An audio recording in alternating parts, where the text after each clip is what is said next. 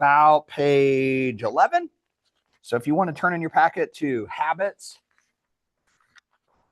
and we'll get started in there. Remember, everything that we do at Keller Williams has to be TCPA compliant. So only calling people that we have permission or that have given us authorization to reach out to them is how we're going to do everything moving forward. Thank you, Caesar. Look at that. Rookie Real Estate Agent Workshop. Again, there is a book that goes along with it, and this is the workshop that's based off of this book. The book goes into a little bit more detail on some of these concepts and some of the things that we do. Those of you guys that are newer to Keller Williams, one of the things that has made us super duper successful over time is that, thank you, Caesar, appreciate you, is that we have systematized almost everything that we do so that it's not based on your personality. Your personality and who you are adds the flair and adds the flavor to an already successful business model.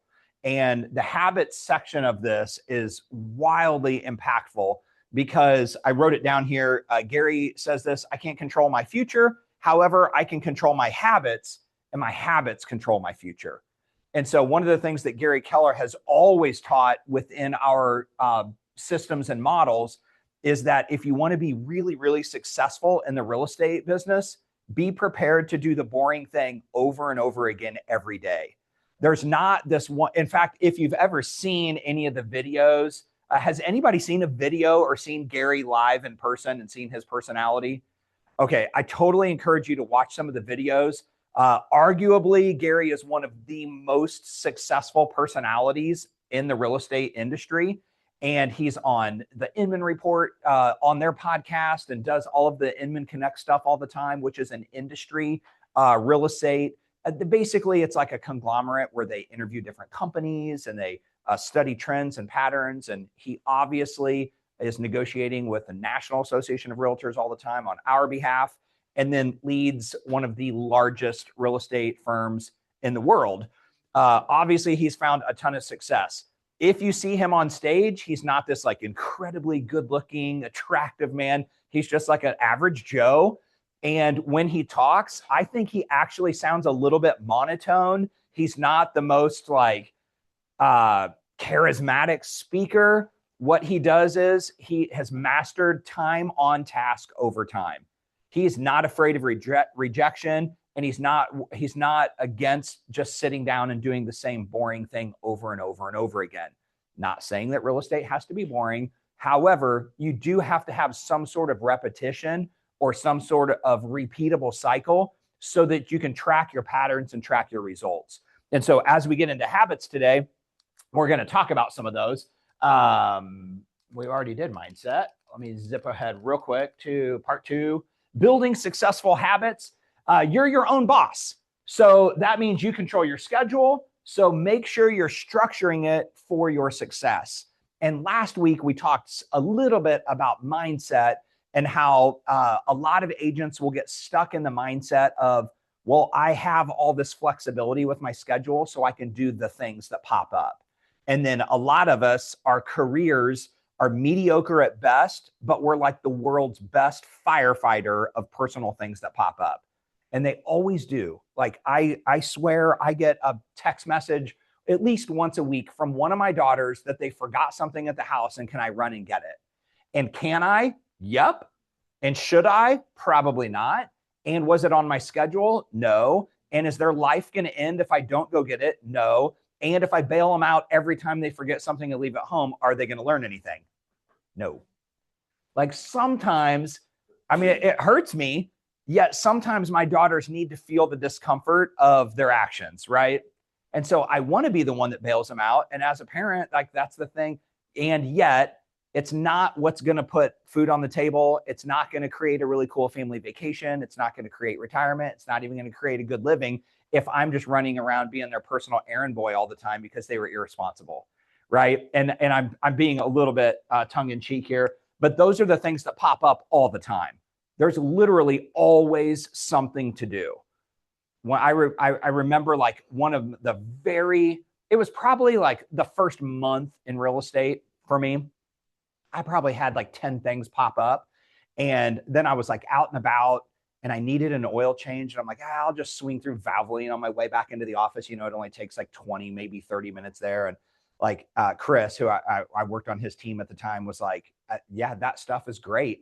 And you'll have like the best running, like most well-maintained car in the industry, and you won't be making a dime.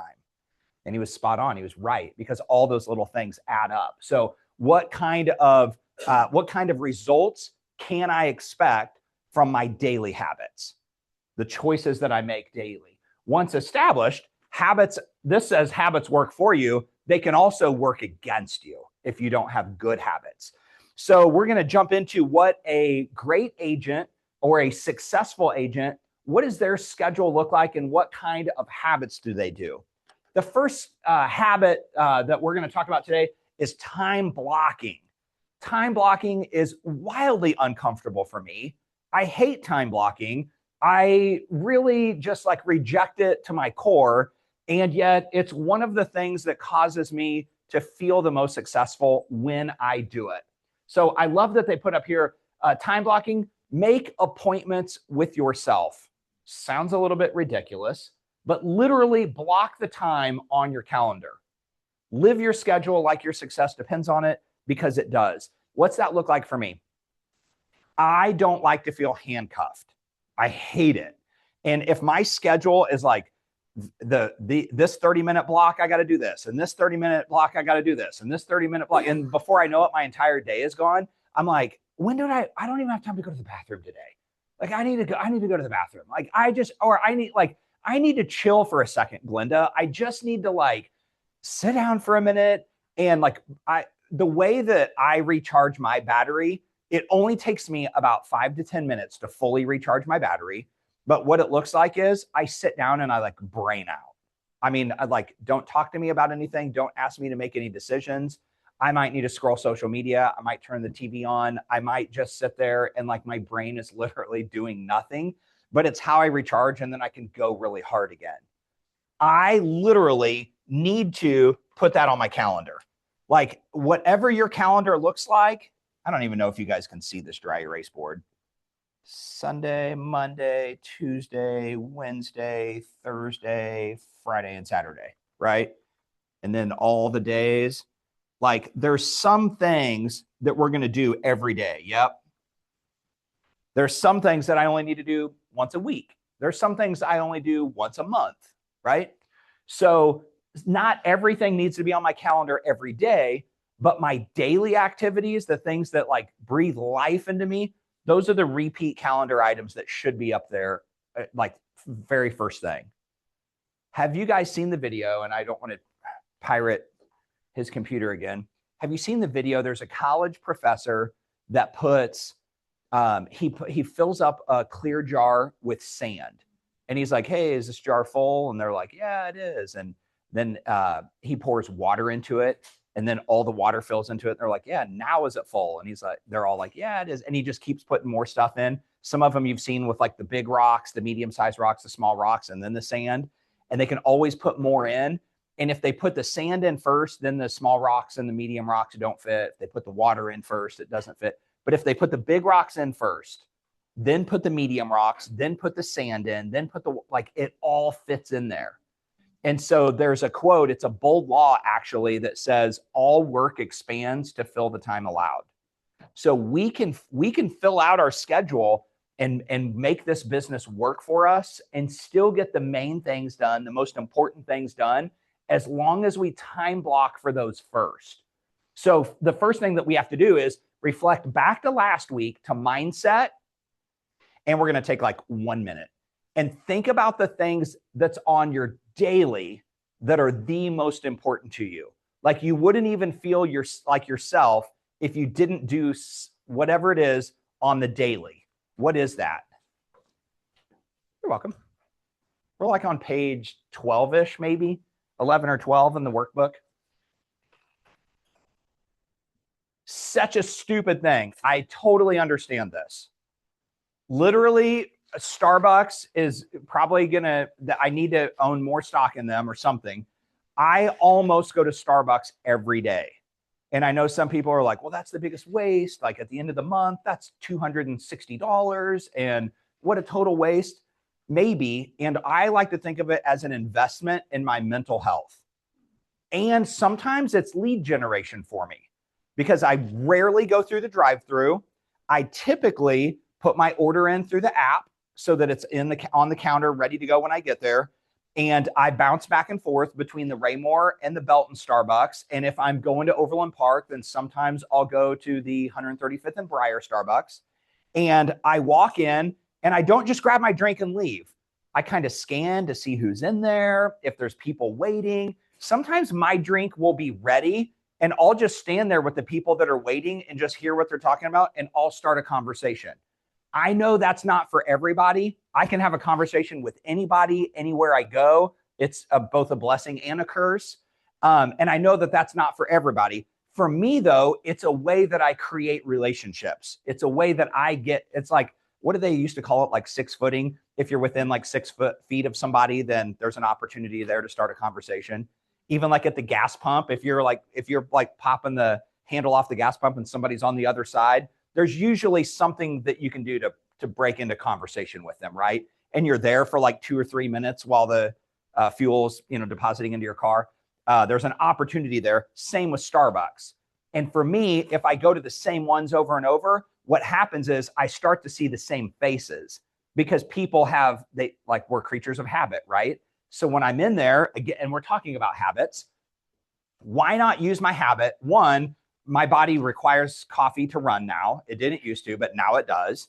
And so this helps me get running. And then also I enjoy the taste of this drink. This is like dessert more than a coffee. I enjoy the taste of it. So it's a little bit of like gratitude or gratitude for my body, or like fulfillment, or whatever you want to call it. And then also it's an opportunity for me to possibly meet some new faces or reconnect with some other faces. And I 1000% have made more money in commissions than I've spent on drinks just from going to Starbucks regularly. So for me, this is a business. This is like a cost of doing business for me. Not everything I do is that way, but this has become a regular habit for me. So what happened was I just mentally had to become intentional. I can't just run in and grab my drink and run out. Otherwise, I spend about $260 a month and I don't get any return out of it other than just the personal satisfaction of having my coffee. But I could spend way less than that having coffee at home. See where I'm going with this? Like it's a conscious habit that I've created. Some people are totally against it until they've seen the return on investment from it. Ryan is my partner in golf league in the summer, and we play every Monday night. We play 9 holes at Eagles Landing over in Belton, and there's about 60 guys in the league, and Ryan and I are both super intentional about the conversations that we have with those guys. We love golf and we love to play, and I would play anyway. However, if I have a captive audience for 2 hours every Monday night, because that's about how long it takes for us to play 9 holes with these, why not allow them to know that I'm a great real estate agent that can help them whenever? And last year, let's see, golf league, this is just an example. Golf league is, it probably runs for about 20 weeks. I spend about $30 a week playing. And then last year, I closed one $418,000 listing in Lee Summit from it. Totally worth it, right? And I got to do something that I enjoy. So I'm learning, and mind you, I've been here since 2016, 2017, and I'm just now starting to use my habits for my advantage. I'm just now getting to the point where the things that I enjoy doing can also generate leads for my business. And I haven't always had that mentality because, again, training the way that I think, because last week was mindset. Mindset for me was Starbucks was my brain out time. Remember how I said I need that like little recharge time where I kind of don't think about it? Starbucks used to be my brain out time. Well, my brain out time was costing me $260 a month. That's really expensive brain out time. So all I did was I shifted my mindset around, when do I have to have my brain out time? Can I have it whenever I want, or does it have to be at a certain time frame? And the good thing is when I moved my coffee to first thing in the morning, now I don't need that recharge yet. I haven't been burnt out. I haven't been teaching or talking to a bunch of people yet.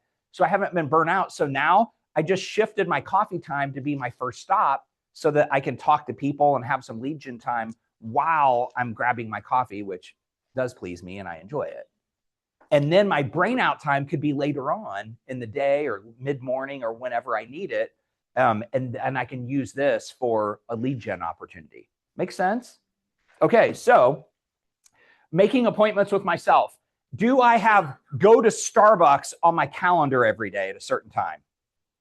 I don't, because it's become such a habit for me. I do it every day anyway. I don't need to see it on my calendar. So this would be, I'm going to kind of kick back and forth just a little bit. This would be one of my early morning activities. On the energy plan, it says right here, early morning is for you. Early morning before we really get started. And real estate agents, come on, you guys. We start like mid-morning. I mean, 9 a.m. Some of you guys that had corporate jobs before, like we were thinking about lunch at 9 a.m., right? And we're like just getting the office opened up at 9 a.m. Most of us roll in here about 9:30 if we come in at all. So early mornings is for you. It's fine if you don't line item every early morning thing on your calendar. Like some people like to get up and hit the treadmill for 30 minutes, or they like to get up and go to the gym and then come back home and get ready. Some of us take our kids or one of our kids to school every morning, and we do that before our day really gets started. Or you go for a walk around the block with your dog, or whatever that looks like. Early morning is for you. Maybe you meditate. Maybe that's your time to pray and read. Maybe that's when you go to yoga. Whatever it is, that time is for you, and it helps set the tone for the day. So for me, I'm less concerned about line iteming every little thing that I do in the morning, but my day really officially starts at 7:30 because I drop Andy off at school at 7:15. And so if somebody's like, hey, can you grab coffee? Or if I want to grab coffee with somebody, I can be anywhere in the Southland by 7:30. Any coffee shop around here, even Lee Summit or Grandview, like I can be there by 7:30. No problem. So a lot of times if I do it like an early morning coffee with like a friend or somebody in my database, hey, I'll see you at Starbucks at 7:30 because guess what? I was going there anyway, right? So it kind of maximizes my routine. So before 7:30 though, on my calendar, it just says early morning. It doesn't matter what I do. I just have to be in go mode by 7:30. So sometimes I need to sleep in. Sometimes I don't get up and get cranking at 5 a.m. because I need some extra sleep, right? Sometimes I'm not feeling 100%. So I know my body needs rest. Sometimes I get up and it's a lazy morning and I just want to like lay in bed. I'm going to read for a little bit before I even get going. Or the dog's like standing there breathing hot air right in my face. So I'm like, guess we're going outside right now. Whatever your early morning looks like, that's your time. So you get to do whatever you want with it. My friend Trevor, who's a lender, which by the way, Todd Branson's a phenomenal lender. I love Todd. He brings so much value. And also I think everybody needs to be friends with more than just one lender, right? Not every lender has the same overlay templates for their loan packages. So it's really, really beneficial to have a couple of different lenders. Please don't take this the wrong way. I mean this as politically correct as I possibly can.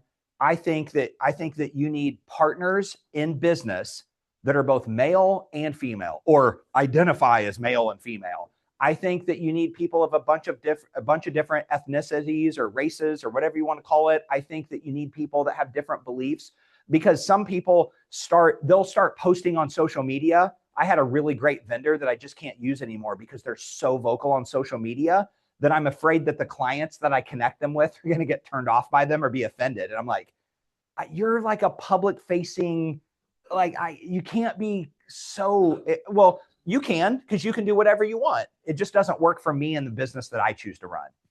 So I'm going to not be able to do business with you because you're so grossly offensive about things that don't align with you that I'm afraid you're going to tick off a bunch of my people. So I've kind of realigned some of my strategic business relationships with people that are a little bit more professional front and less personal. I'm going to die on the hill for this cause. Wonderful. Do that in your personal life. But when it comes to my business, I don't want your personal life to ruin my business relationships. Is that fair? So I do think though, and again, I mean this as politically correct as possible. I had a single gal that the only reason that she used me was because I was incredibly good friends with her mom. But she came out of an abusive relationship and she was like, I hope all men die. And I just slid underneath the radar because of my relationship with their family. The last thing I'm going to do is put her with a male lender. I felt like the right thing to do there was, hey, let me be the lone dude and I'm going to partner with all females here because she needed the girl power relationships and she needed to feel like she had people that understood her. And I can only do so much there.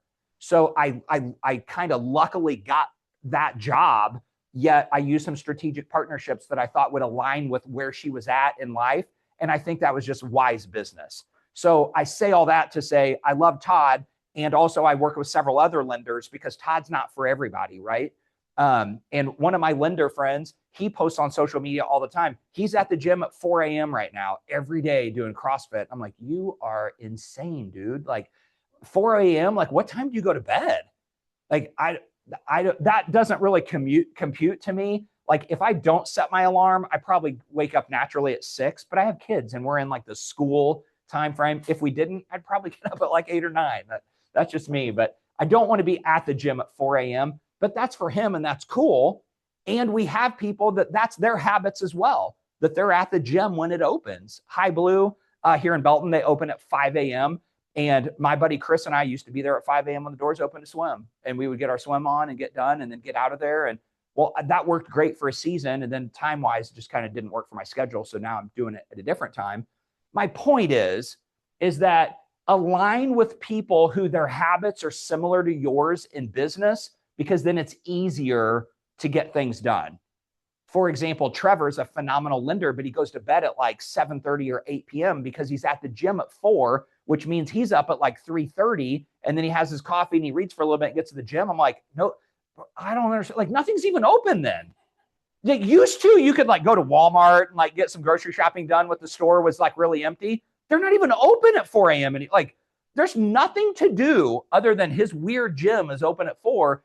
So the problem though now is sometimes I want to message him at 9 o'clock at night. I know, I understand that we all have business hours and I'm not respecting his, but I liked the days when I could like, oh, I just had a thought and I sent him a message and he responded. And so now Trevor's not my guy for that. He's the guy for a lot of things, but not messaging at 9 a.m. Why? Because his habits changed and our habits can change too. So early morning time, that's totally for you. That's up here. That's outside of the business window because you get to do whatever you want with your early morning plan. Okay, I'm showing you one model. Are there unlimited ways of doing real estate? Yes, there is. The reason why I'm showing you this model is because as per the Millionaire Real Estate Agent and Jay Pappason's Rookie Real Estate Agent, this model right here has the biggest and most successful track record of agents finding success with it. That's why we're teaching to this model. Can you be like, well, yeah, but like everybody in my circle works third shift. So like they're asleep at this time and I can't do lead gen. Cool. Adjust your schedule accordingly. This is not like the only way to set your schedule. This model could be adjusted later in the day. You can flip it upside down. And instead of early morning, instead of your early morning being from 5:30 to 7:30 like mine, maybe it's from 11:30 p.m. to 1 a.m., whatever, right? Because maybe you have a spouse or a life partner who they work nights. And so your schedules, all of that, that's wonderful. That's great. I'm just showing you the model that has led to the most success because the majority of people are up during the daylight hours. The majority, right? So this is not a one size fits all. Keep that in mind. This is just a model that has been proven to work. Okay, so early mornings is for you. Time block, just however you want, but put your time on there. If you start using your calendar and working to a schedule, you'll find that you need to see your stuff on there for your mental health and your mental sanity. So an exercise that we used to do is like, put your vacations on there first. Put your major things, like my daughter Lydia's graduating high school this year. So we're going to have a graduation ceremony and then we're going to have a grad party. And well, I can't miss any of that stuff. So that's going on my calendar first. Yeah, Crystal.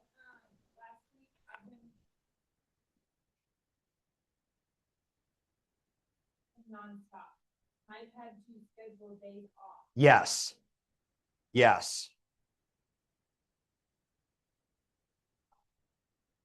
You know, and these activity things were great for me because I was working 24/7 and I couldn't turn off. Mm-hmm. We're not even in the season. What the heck? Right. You know, intentionally on my calendar in hot pink, put off. Yes. Yep.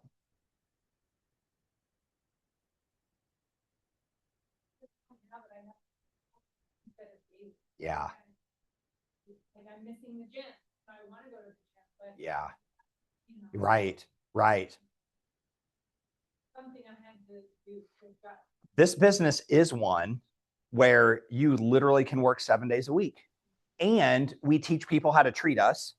If we're always available to our clients, they will always reach out to us. And sometimes their schedule doesn't align with ours. So our clients are like, they're texting us at 11 o'clock at night because they just saw a house pop up on the MLS or what, you know, they got a question about the transaction, or you can't feel free to respond. And also you don't have to, because the last thing that we want is for somebody to work 24/7 and then get burnt out and be like, I just can't do this. This is, yeah. Yes. Hey, Dr. And she goes, can I call you later? And I said, no, I'm not going to be available. She goes, oh, surely I can talk to you later. And I said, no, like literally. And at like 10 or 10:30 the night out, she texted me and I was in bed and I didn't respond. Sure. Yeah.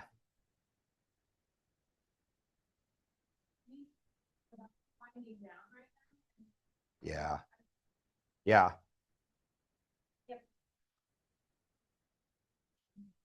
Yeah. Our families are usually the biggest violators. They really are. Yeah. I've got to love myself right now because I'm pouring out all day. Yeah. You know, and so I just don't have any more to give. Yeah. I tried to give you that time I had when I called you, and I could have been flexible, but that day I couldn't. Yeah. It's really easy to do. Thank you for sharing that. It's really easy to do when Keller Williams one has literally something every day.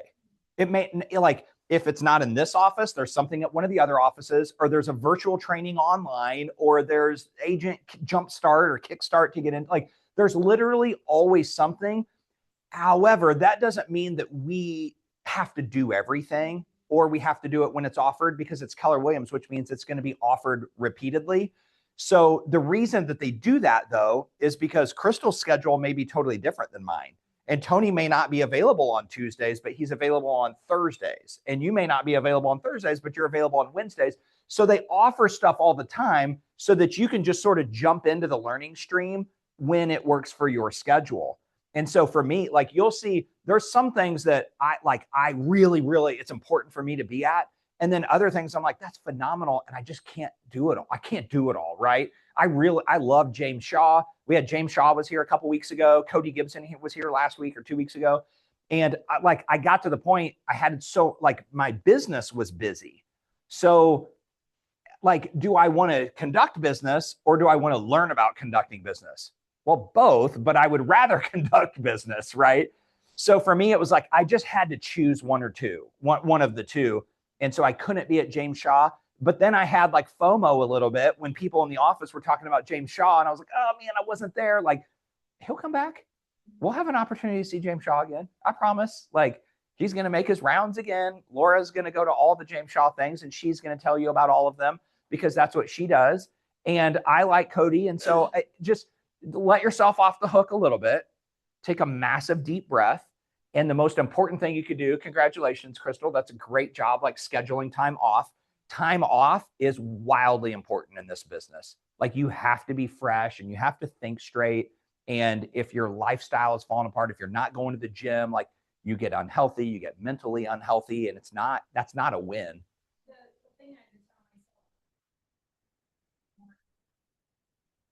Yes, it is. It is. Well, it's like, I can't remember who studied it, but they showed people that like they worked 7 days a week. And then they showed people that had a 4-day work week. And then they showed people that worked for like 8 hours straight. And then they showed people that worked in like 1 hour time blocks. And they were always more efficient if they had recharge time. They were always more efficient because you might have gotten more hours on the clock in than I did, yet you were running at 70% efficiency or 60% efficiency by the end.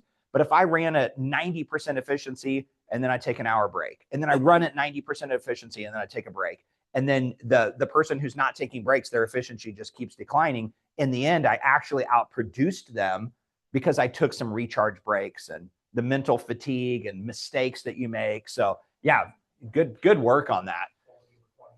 100%. Yep, 100%.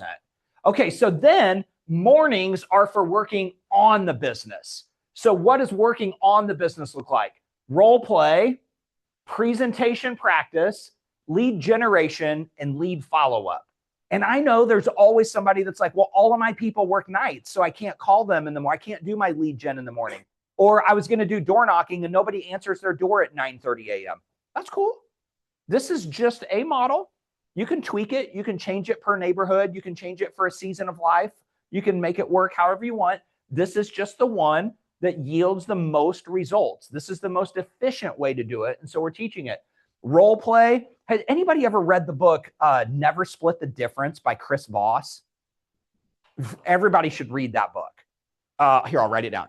Never Split the Difference by Chris Voss. Everybody got, I can't control my future. However, I can control my habits, and my habits control my future. Oh, nice. Okay. It's called Never Split the Difference. It is a fascinating read. I read it once a year. That's right. Yep. Chris Voss. Never Split the Difference by Chris Voss. And one of the things that he talks about, he was an FBI hostage negotiator, and then he went into training corporations how to negotiate. And one of the things that he talks about in Never Splitting the Difference is every scenario that they were going into, they role played it first. They practiced it before they got in the actual situation. Because in my head, everything goes through my lenses in the way that I see things. But guess what? My experience is different than Raylan's. It's different than Glenda's. It's different than Steve's. Like, we have a different filter that we put life through. And so what would happen is Chris shows that if I said this in my head, I would respond like this.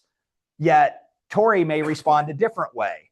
And Jason responds a different way. And Tony responds a different way. Like, we all have a different response because of the filter of life that we put things through. So he role plays everything. And in real estate, KW has historically been really good about role playing situations. My business partner, Debbie, some of you guys have had a chance to meet Debbie. Almost every call or every text message that we send out, we almost role play every single one of them now, because we started tracking our results on our conversations, and we were having much more efficient conversations with our clients when we role played, when we kicked back what the different possible responses might be. Why is that helpful? Because then we've already formulated a strategy or a solution to it.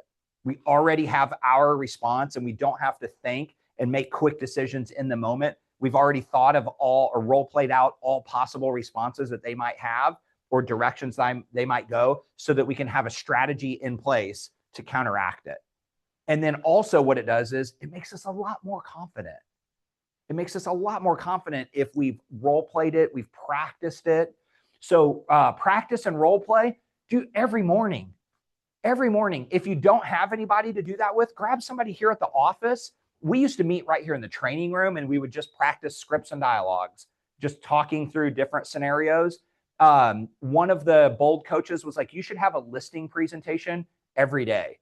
Well, I don't have a client to do a listing. Great. Do a mock one right here in the training room. Practice one. Go preview a house and look at all the features to do with it, and then create a listing presentation. Why? because every time I do it, I get better at it. My presentation gets more robust and more concise in time. I say less, but I get more across. Doing a pre-listing packet, every time I hand out the pre-listing packet, I'm like, oh, I need to tweak this. And so literally every time I go through it, I tweak it and make it better. Well, if I only hand it out once or twice every 6 months, it doesn't get better very fast. But if I'm constant, if every day or every other day I'm looking at it, then I can tweak it and make it better on the fly so that, I really look highly polished by the time I'm actually sending it to a client or giving it out. One of the things for me was I was printing them off. I was binding them. I would either, if I didn't like the way that it looked coming out of the office, I would go to FedEx and have them do it with the clear thing on the front of it. Guess what? Half the people weren't even looking at it.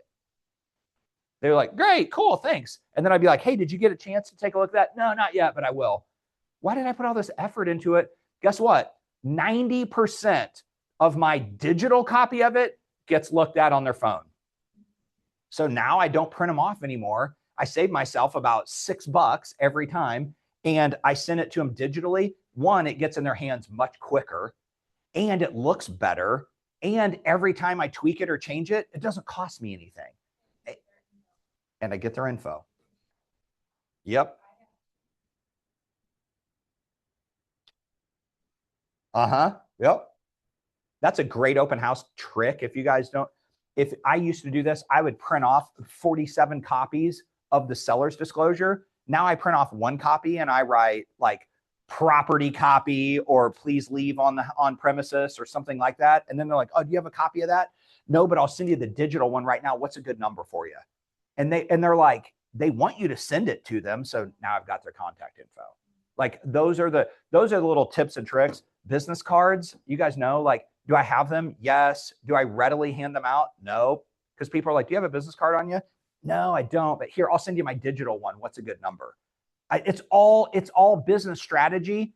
It's habits, right? It's creating habits to get people's contact info.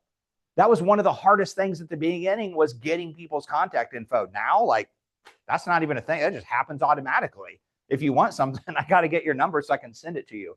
And it's cool because of where we're at in the information age. Most people don't want another packet of papers. I handed you this packet of papers, and then Jason didn't even bring his. He don't even care. Like, if I had a digital copy, that would be even better.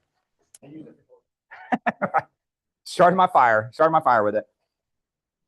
So role playing is just practicing being an agent, just practicing being an agent. So every morning, that's something that should be on their schedule about 5 days a week. Presentation practice, you don't even have to do it with somebody else. Sit in front of the mirror, or I love this one. I hate doing it, but I love the results. Put your phone on a tripod, record yourself, and then watch it back. It's wildly unnerving. It's unbelievable the stupid things that I do with my hands or the facial expressions that I make. And I'm like, oh my gosh, like, yes, exactly. So what it's caused me to do is practice body language. Those things matter. They really do matter. In here, I find myself talking way faster than I would at a presentation because we have a bunch of stuff to get through and I want to get you out of here in an hour. The reality, though, is most people can listen much faster than we can speak. How many of you guys listen to like Audible and you listen to it faster than regular time, right? Like most of the books I listen to at 1.5 speed, sometimes 1.25, because we can absorb the information much faster than the people can say it. Yet when I'm connecting with somebody on a listing presentation or a buyer presentation, I have to mirror and match their tonality, right? So if there's somebody that's a little bit more reserved, I can tell that I came in way too high energy. I think I shared that with you guys last week whenever I had a coaching appointment with one of our agents. And she was like, whoa, you're like up here and I need you to be down here. And so I had to I received, and let me make that adjustment. And we can practice that really easily just by recording ourselves and then watching ourselves back. Do I seem really confident? Do I seem like I know what I'm talking about? Or do I make my own self nervous?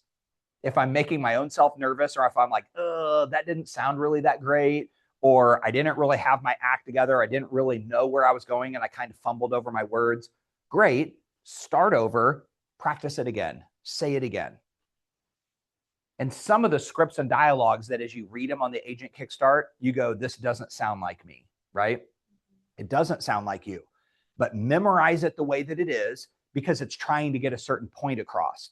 Once you memorize it, then you can internalize the message that you're trying to get across and then customize it so that it does sound like you. Because KW doesn't want a bunch of robots out there. What they're trying to do is get the message across. Once you've memorized the point that the script is trying to make, now you can say it a myriad of different ways and you get the same thing across, right? Okay, cool. Lead gen and lead follow-up, that's got to be something that you do while it's fresh and while you're fresh, because the more tired and the more distractions that you get, that's an easy thing to kick to the side. And we have a ton of lead gen models.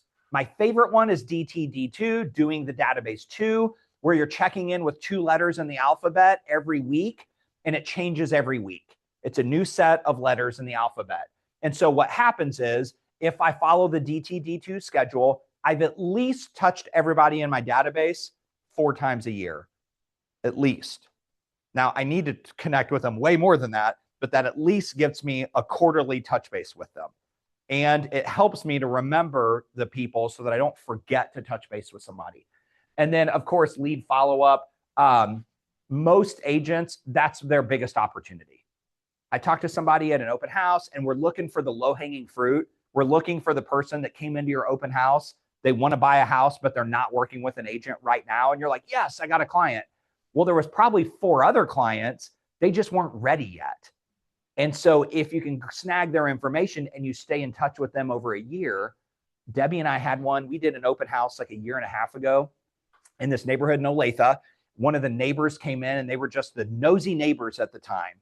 And they wanted to see an investor had bought the house and did a total rehab on it. So they wanted to come in and see it because it was the same floor plan as theirs.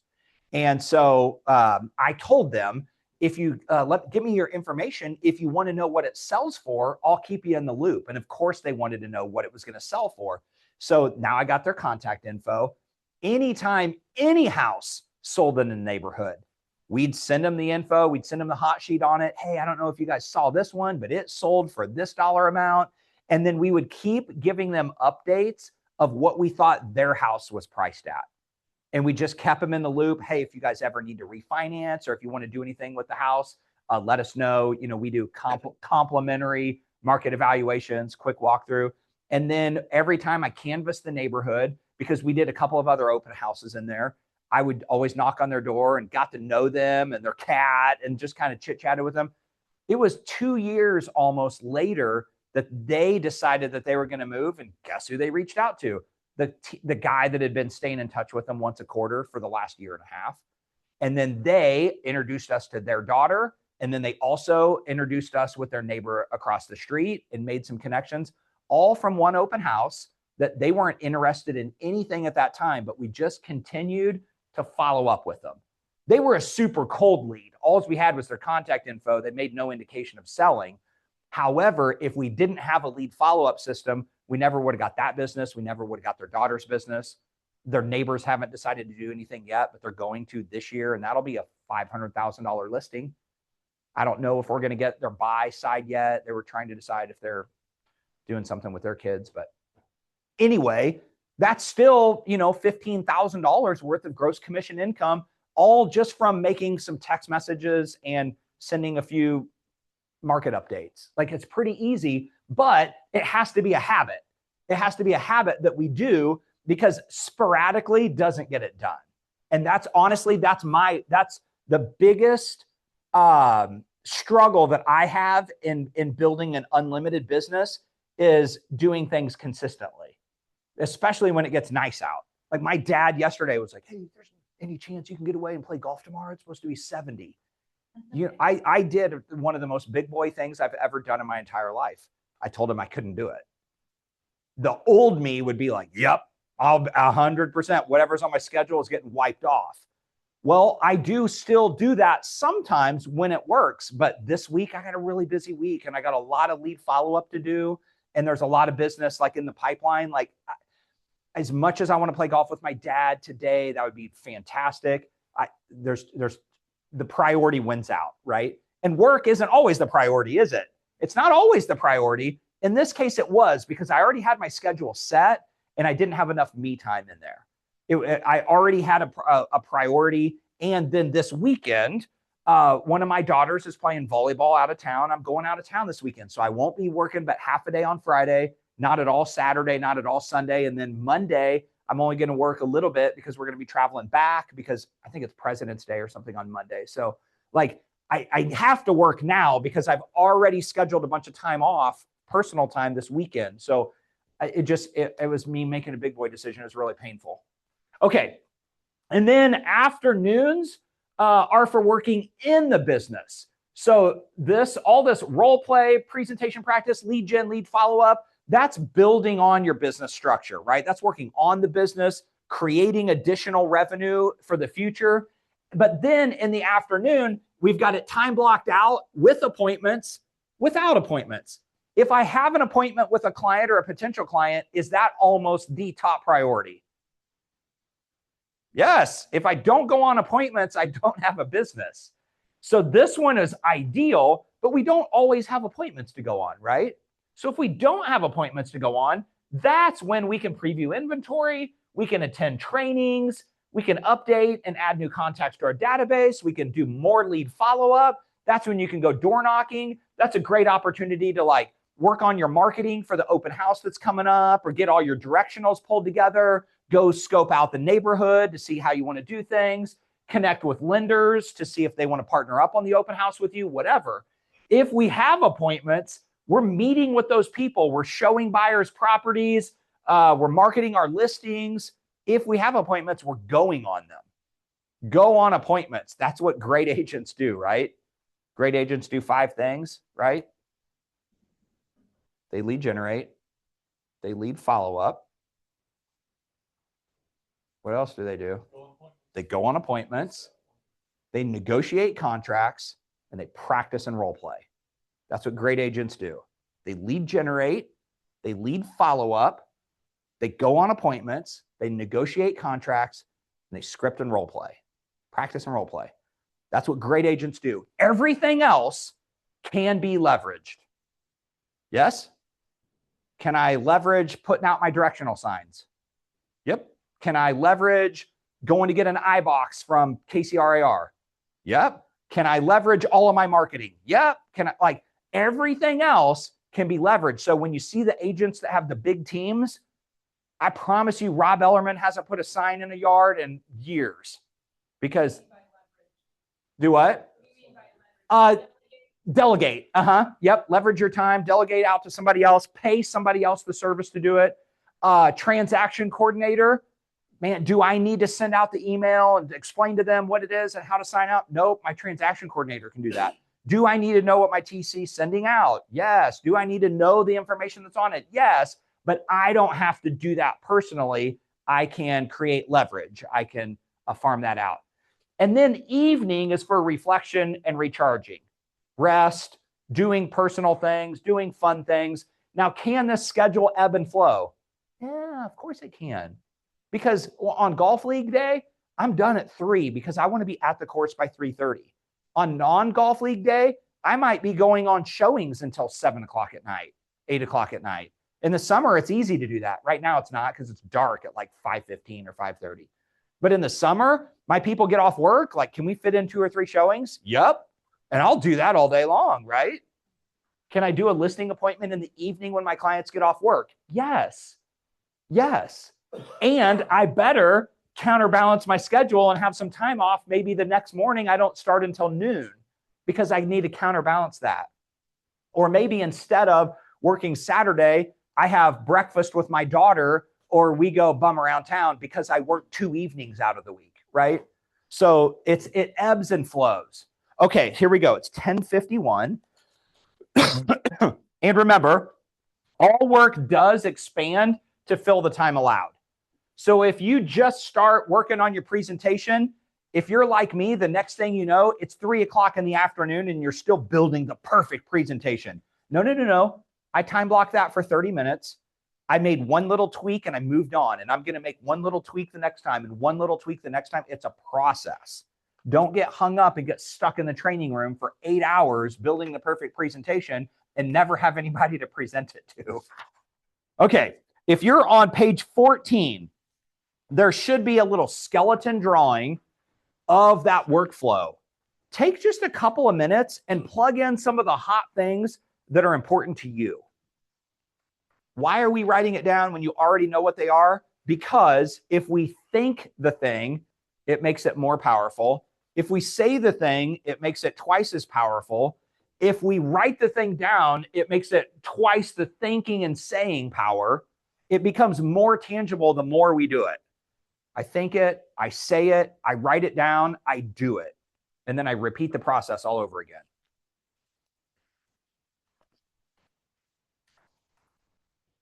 Writing something down also helps us to remember it. It's an exponential amount. I can't remember what that stat is, but if I just think about something, I'm, X% likely to remember it. If I say it out loud, I'm more likely to remember it. But if I write it down, almost we don't forget it. That's why taking notes at presentations and stuff is so important, because it helps you to remember it.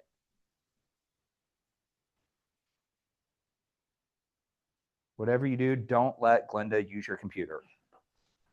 If she asks if she can print something real quick on your machine, just say no. Just a few. You don't have to have the perfect schedule here. This is just to kind of help you.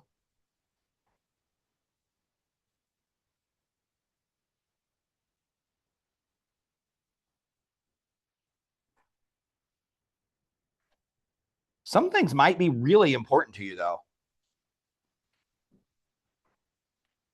I started going to yoga and my body is like needs yoga every day, but it's easy for me to skip it because sometimes the classes are full and I have to do an alternate time frame, or I can't really, I guess I can do it at my house. It's just not as fun. But if I put it on my schedule, if I'm like, hey, I'm doing this, then it gets done.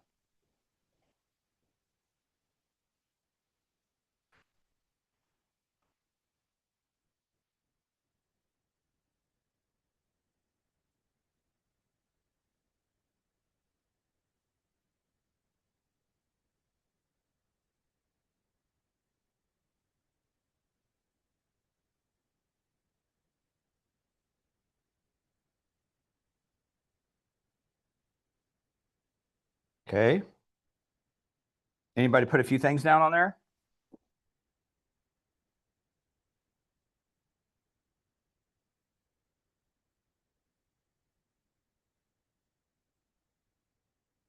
I don't mean to rush you. Take your time. The weekly productivity model, I'm going to throw it up here on the schedule, shows how some things show up every day. Some things don't need to be every day. So here's a sample weekly schedule. Early morning, that's your time. Remember, it's the same every day. It's your time to do whatever you want with. Morning, they're showing a model here. This is showing a 6-day work plan. Great if you want to do that. You don't have to do that. Also, I think, like for me, again, scheduling ebbs and flows, right? In December, I wasn't working 7 days a week, but in March, it looks like I'm gonna be. And I'm okay with working 7 days a week for a little bit, because then I'm going to take some time after that, or I'm going to be leaving early. My schedule is going to ebb and flow.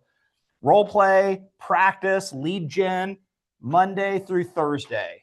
And then Friday, there's still role play, lead gen, but closing day, which I don't personally love that, because I hate closings on Friday, because if one thing goes wrong, now it pushes till Monday.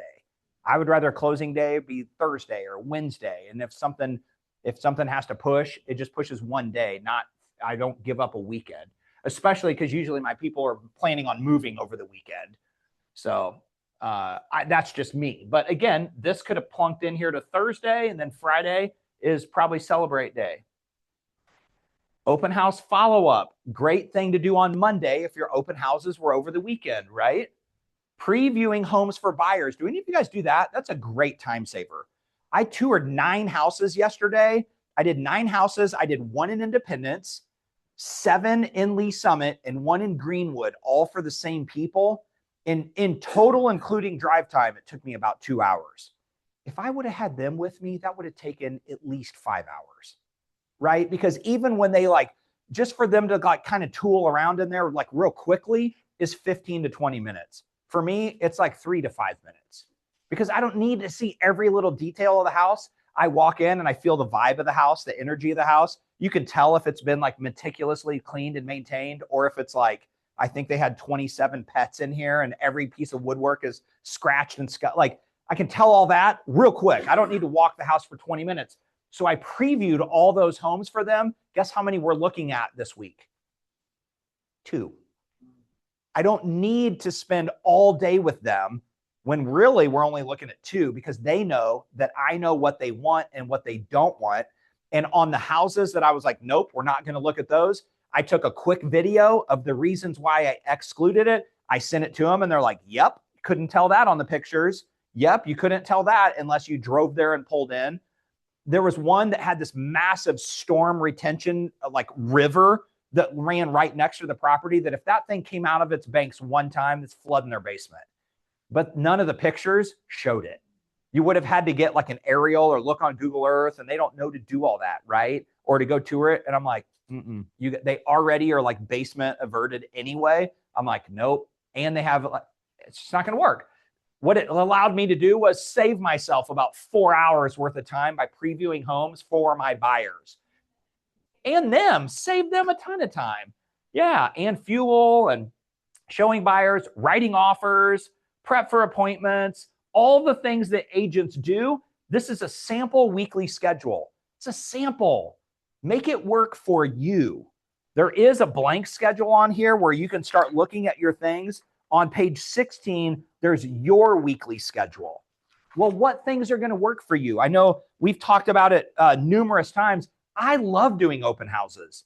If I don't have a client to work with, I'm like, who's got a house that I can hold open this weekend? And I don't even care if anybody shows up to the house or not. I don't care if it's been on the market for 214 days. I'm going to go door knock the neighborhood, and that's where I'm going to make my contacts. And then it gives me something to post on social media. And I guarantee you, I pick up, at least get a conversation going from it. So if I don't have anybody, for me, I'm like open houses and I'm going door knocking. Some people hate door knocking. They would rather me just take them out in the parking lot and kick them in the teeth a few times than go talk to, so that's not for everybody. But for me, my weekly schedule may include a bunch of get ready for open house activities. Some people, it may be going to Toastmasters and BNI, business networking, going to all those networking events where you connect with other vendors. And those are wonderful. I don't love it. For me, I would rather do an open house. Some people would rather coach a team and get to know all the parents and their friends and the siblings and the neighbors. And it's whatever is for you. That's what your weekly schedule looks like. This is just the framework for it. We cool? Okay. What else? Let's hit up page 17 real quick because it's 11. We're going to end here today. Success habits to time block. Okay, here's your habits to time block. The Rookie Energy Plan. Yep, do it. Do it. If you haven't read the book, read the stinking book. This is such a great book. This is one that, again, it's not for rookies. If you're not consistently making 10K a month in this business, read the book and apply everything in it. If you're not making 10K a month, read the book, and then we'll talk. Role play, presentation practice, lead gen, lead follow-up. Notice that one, they're just going to they're going to nail that on the daily until it's all you think about. But reviewing my goals, I don't need to do that every day. I don't need to create a game plan every day. I can create my weekly plan and then I'm good. Maintain my database. I don't need to call my clients every day to give them an update when I'm in the middle of the transaction. Well, nothing happened yesterday. Nothing's happening today. Nothing's happening tomorrow. Nothing's happening the next day. We're just waiting for the appraiser to show up. Now, I will call you on Monday, whether the appraiser shows up or not, just for a touch base, so you know that I didn't forget about you. But the next thing is the appraiser is going to show up and give us an appraisal report. Some things I only need to track monthly.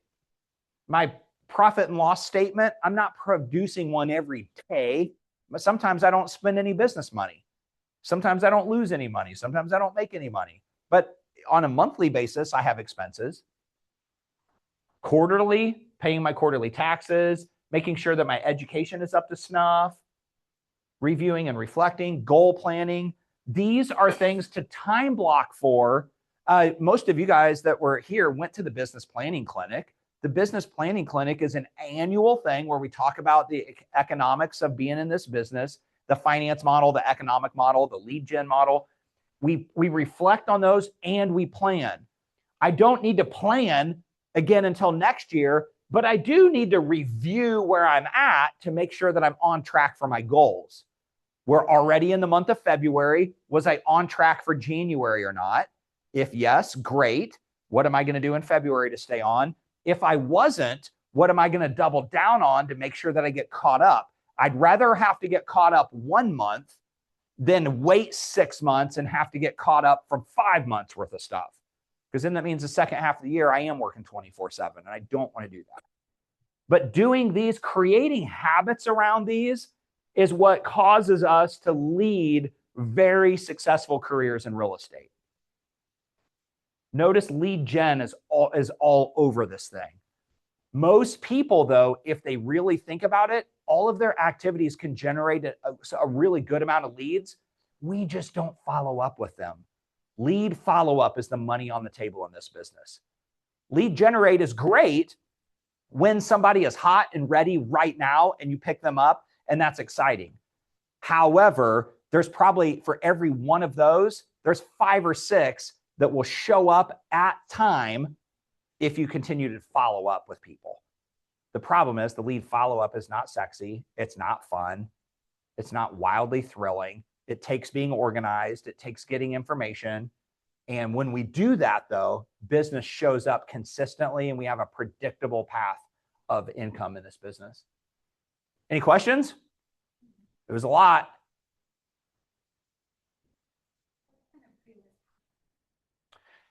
Anything you want. I'll send you my pre-listing packet. My pre-listing packet tells a lot about us and who we are, so that when we show up at the listing appointment, we don't have to sell ourselves.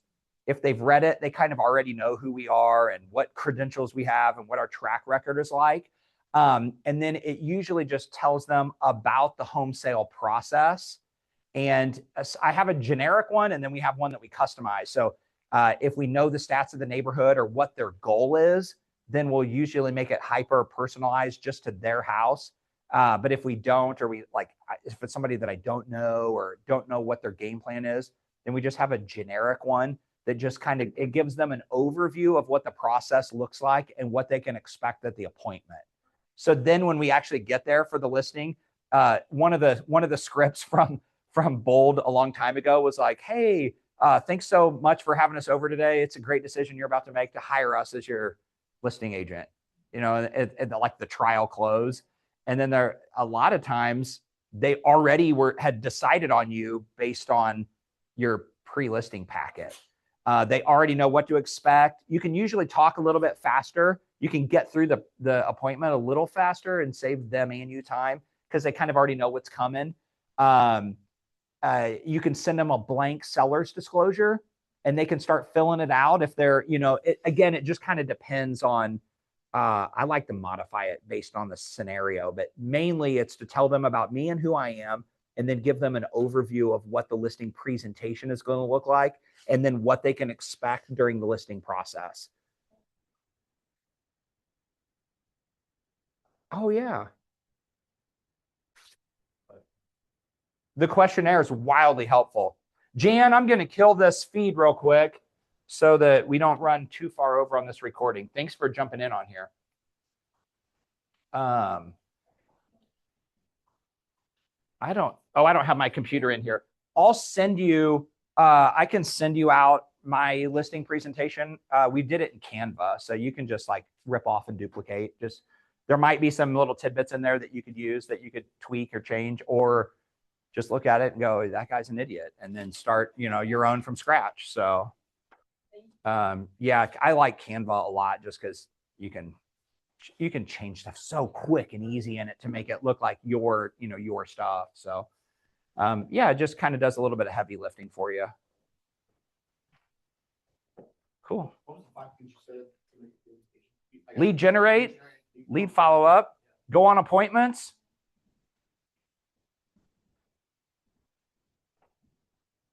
Yep. Negotiate contracts. Practice and role play. Yep. Everything else you can leverage out. You still want to learn it up front, but don't you're going to get to a point where it's like, man, I can really only effectively handle X amount of clients because I don't have any more time. Well, then don't do any marketing, pay for somebody else to do that. Leverage out your transaction coordination. And in the Millionaire Real Estate Agent book, there's actually a formula in there for that too. Like I can do everything myself up until about 22 to 25 transactions. And then I'm going to hire a transaction coordinator. And so then it's just me and a transaction coordinator. My transaction coordinator is going to do all my paperwork and maybe even help with some marketing and stuff until I get to about 50 transactions. And then I'm going to need an admin person. Yeah. Mm-hmm. A transaction coordinator, they say again. Either one really. But like the transaction coordinator, the going rate is about anywhere from $300 to $450, depending on what your engagement with them is. And that's going to be per contract, and they get paid out of closing. So you just put it in there that I'm paying Raylan $400 for this closing. And sometimes it's negotiable with the TC. Sometimes it's negotiable on the complexity of the project, so, and then whenever you hire an admin, if you're doing 50 transactions a year, you're going to need help. So when you get to that level, then it's like you pay somebody to come on part-time to help set your schedule for you, field some inbound calls for you, maybe go place a listing sign in the yard and put a lockbox out, or pick up something from like I still do a lot of that. Yeah, exactly. If a lot of times the clients are like, oh crud, I forgot about the key. Sometimes I'll be like, here, give me yours right now, and I'll run up to Home Depot and I'll make a copy of it real quick. Other times it's like, I don't have it with me. I'll make a copy and I'll swing it by your office, I'm like, if I'm going to be in the area, like I'll come by on Tuesday. I like to make those stops because it's just more FaceTime with them. Yet if I'm doing 78 transactions a year, I can't do FaceTime like that. So then like my admin, like, hey, can you run and pick up the key from, and it's just helping you with not, going insane. Yeah. Cause this business, it ebbs and flows. So you might have a month where you got 2 or 3 transactions, and you got a month where you've got 10 or 12. And that 10 or 12 month is like, I'm going to smash my head into the wall. It's a good problem to have, but it's still a problem. Cause then like Crystal said, like you're running 7 days a week and like, well, I haven't gone to the gym all week and I feel disgusting and haven't seen my kids or, whatever. So. Cool. I got a question about how you do you have to get permission from someone? You did 9 or 10? Yeah. Yeah. So yesterday, those were basic. I booked it on Broker Bay, just like I would a normal listing. Oh, you haven't even done any of that yet. Let me grab my phone real quick. Let me see if I can steal this. Let me end this.